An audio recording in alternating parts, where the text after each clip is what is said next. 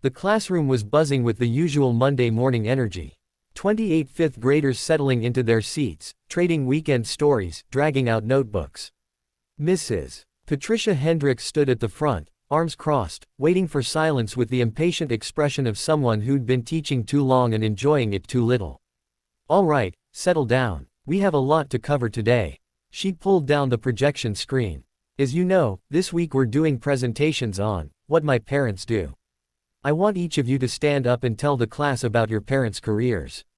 This is about learning different professions and understanding the value of work." Hands shot up immediately. "Can I go first, Mrs. Hendricks?" "Mrs. Hendricks, my dad's a lawyer, can I bring his briefcase?"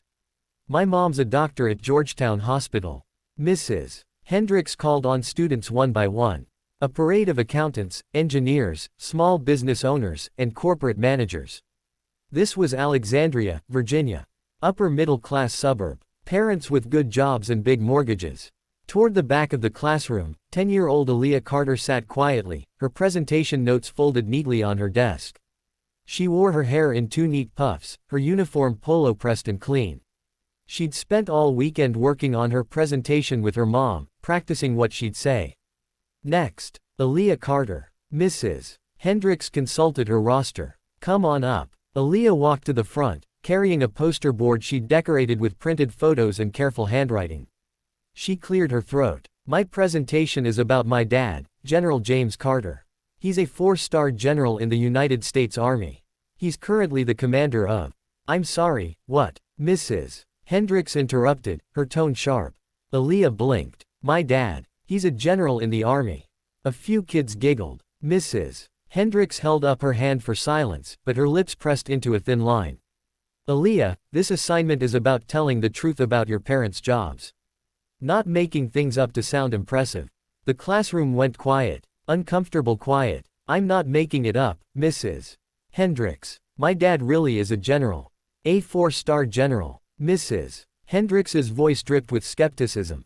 "One of the highest-ranking officers in the United States military. And he just happens to be your father." "Yes, ma'am." "Aaliyah, do you know how rare 4-star generals are? There are only about 40 in the entire military at any given time. The chances of one of them being a parent at this school are, well, they're essentially zero." "But my dad." "Your father is a general, Mrs. Hendricks repeated slowly, like she was talking to someone much younger than 10. "And I suppose next you'll tell me your mother is the president." A few more kids laughed. Aaliyah felt her face heating up. "My mom works for the State Department. She's a foreign policy analyst." "Of course she is." Mrs. Hendricks turned to address the class. "Class, this is a good example of why honesty is important. When we exaggerate or lie to make ourselves seem more important, we lose credibility." I'm not lying." Aaliyah's voice rose, surprising herself. "My dad is a general. I can prove it." "Aaliyah, lower your voice. You're being disruptive. You're calling me a liar." "I'm calling you out for making up stories." Mrs. Hendricks's voice was cold now. "Sit down. You'll be doing your presentation again tomorrow, and this time I expect the truth about what your father actually does. Does he work in security? Maintenance? Is he enlisted?" The implication was clear. The assumption. Aaliyah felt tears stinging her eyes. "He's a general," she whispered. "Sit down." Aaliyah returned to her seat, her poster board clutched in shaking hands. Around her, students whispered. Some looked sympathetic. Others looked amused. All of them had witnessed her humiliation. The rest of the presentations continued. Aaliyah barely heard them. She kept her eyes on her desk, fighting back tears, her mind racing. When the bell rang for recess, she pulled out her phone, the one her parents gave her for emergencies, and texted her mom. "Mrs. Hendricks said Dad isn't really a general. She called me a liar in front of everyone. Can you call the school?"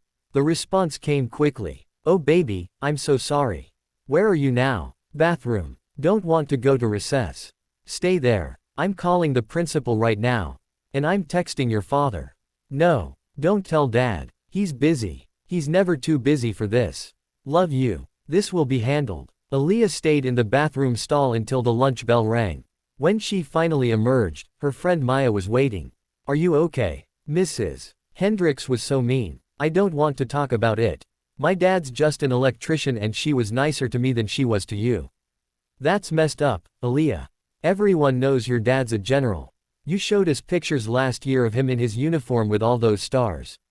She doesn't believe me. Then she's stupid. Maya hugged her quickly. Come on, let's get lunch. We can sit away from everyone. The afternoon dragged. Mrs. Hendricks didn't mention the incident again, but her eyes kept drifting to Aaliyah with something like smugness. Like she'd won some kind of battle.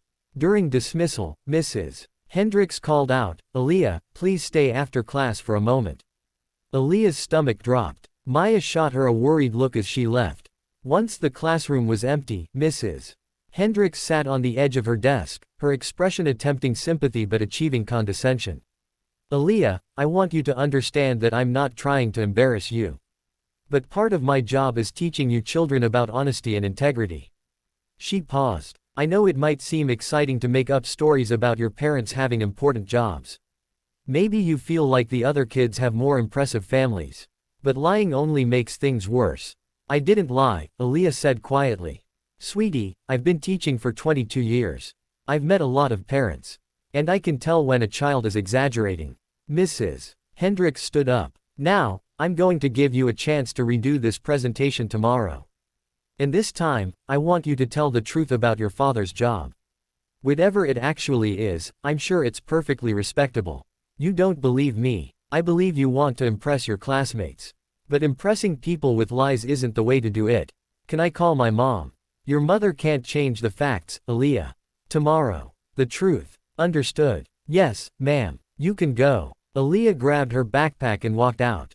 Her mom was waiting in the pickup line, and the moment Aaliyah got in the car, she burst into tears. Oh, baby. Her mom, Sarah Carter, pulled her into a hug. It's okay. It's going to be okay. She doesn't believe me. She thinks I'm making it up. She thinks Dad is just. She thinks he's not important. Your father is one of the most accomplished military officers in the country. Mrs. Hendricks is wrong. Very, very wrong. Sarah's voice was tight with controlled anger.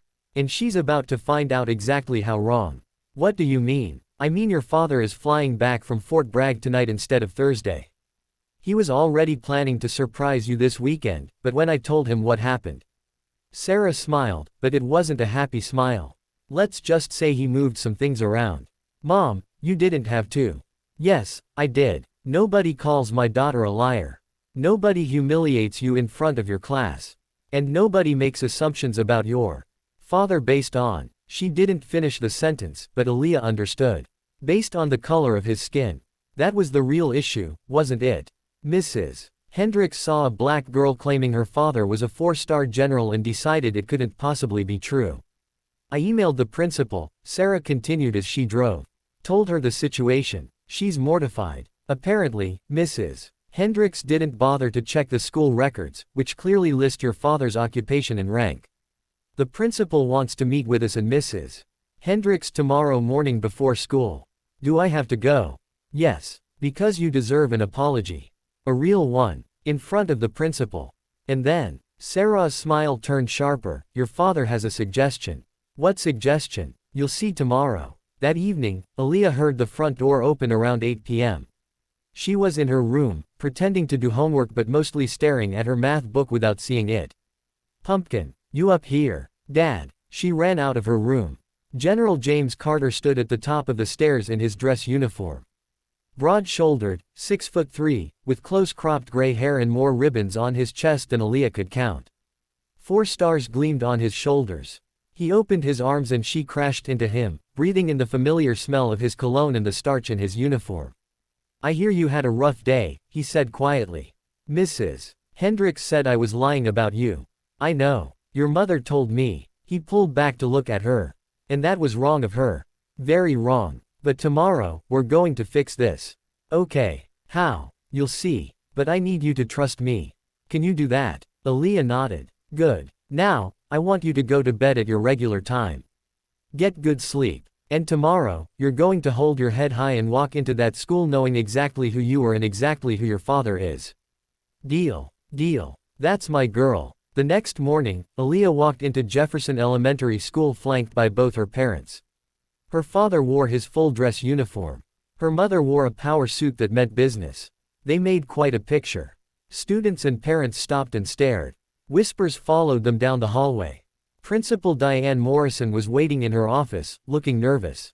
Mrs. Hendricks sat in one of the guest chairs, her face carefully neutral, but Aaliyah saw her eyes widen when she saw General Carter's uniform.